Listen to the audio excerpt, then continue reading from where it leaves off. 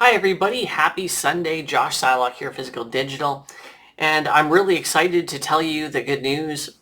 My goal of trying to make a bridged Phygital with something that crosses boundaries of tribalism and to bridge different networks the same way that Flare was to bridge networks. I'm doing that with Phygitals. And so I look at them like a commodity. And like any commodity, they can be sold in different stores. I look at different marketplaces as different stores.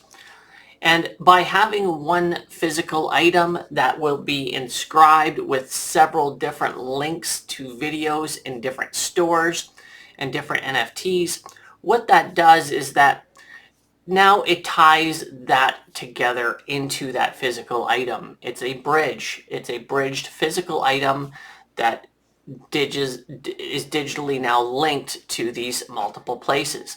If you have a physical digital item like one of these katanas where we're making them, the videos, the representations for the sleeves and the videos on several networks, it's obviously going to be something that is very, very unique. There's nothing like it that I'm aware of. You're more than welcome to check and prove me wrong, but I know that it is the first Katana Phygital on the XRP ledger, and it is likely to be the very first, sometimes even the first video or the first Katana Phygital, certainly multi-chain Phygital on many different networks.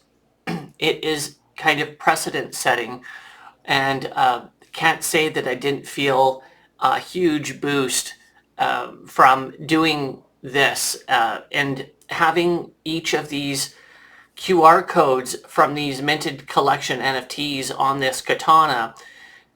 It's not cheap. It is definitely going to cost more to have the linkages by the inscriptions and the patterns sewn on the sleeves than the Katana is priced by itself. I would say that this is these 7 blades, once I'm done with them and having all the work done, are going to represent something that doesn't currently exist that I'm aware of. And like imagine one katana that's linked to, it could be 4 or 5 different blockchains where all of those NFTs are all tied to it. And so if you're lucky enough to find to get one and win one, and the only way to win one is by minting the Celestial Visage collection, and then of course being able to legally own a katana, and then I can send it to you.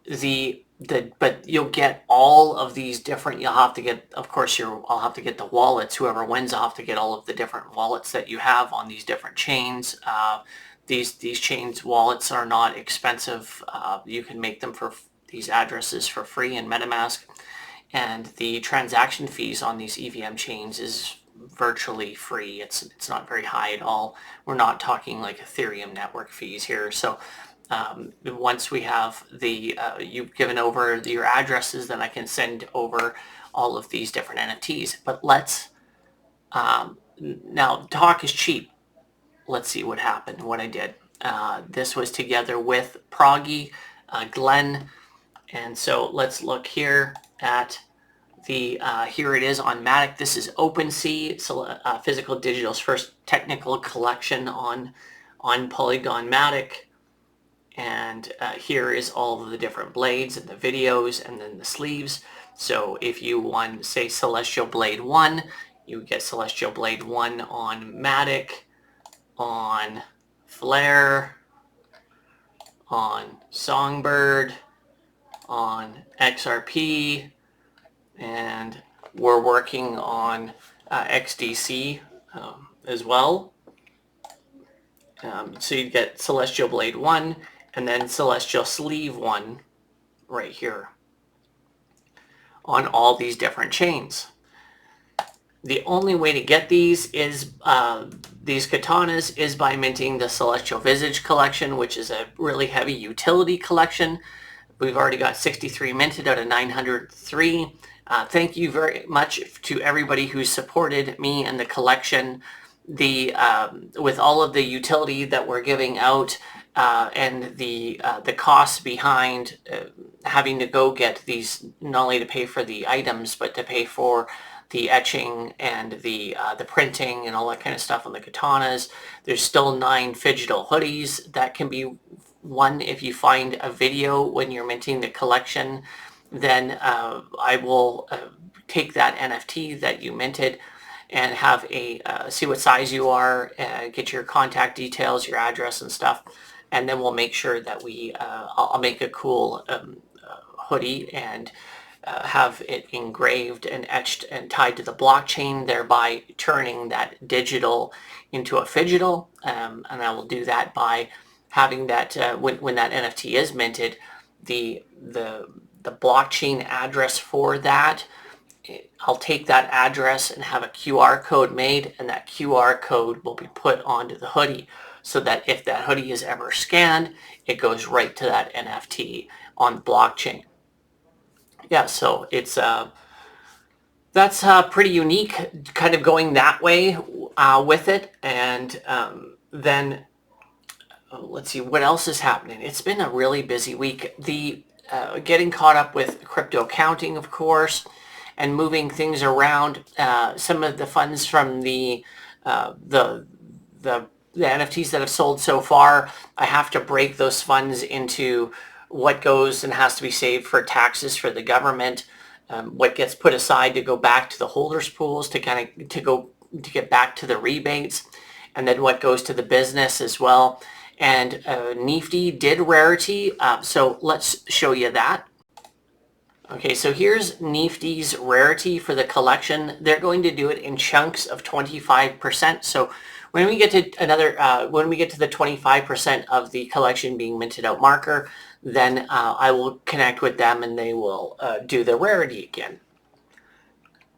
So we can see that we've already got some of the rarities done here, and you'll notice that there's some ties. The reason why there is ties in the rarity is because of the way that the rarity is calculated, that several items may have multiple, they have matching rarity and they're equal in that way. So